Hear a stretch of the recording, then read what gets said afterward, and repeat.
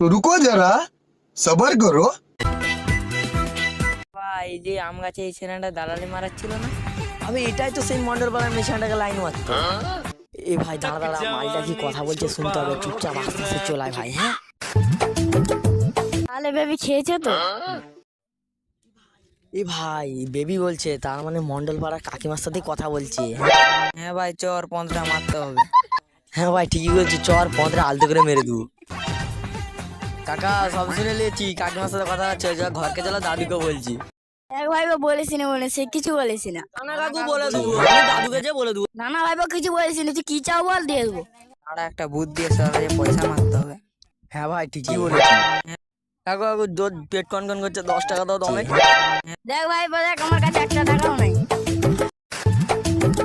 দেখি দেখি দেখি, এই তবে দুটো আমরা পেয়েছি ভাই।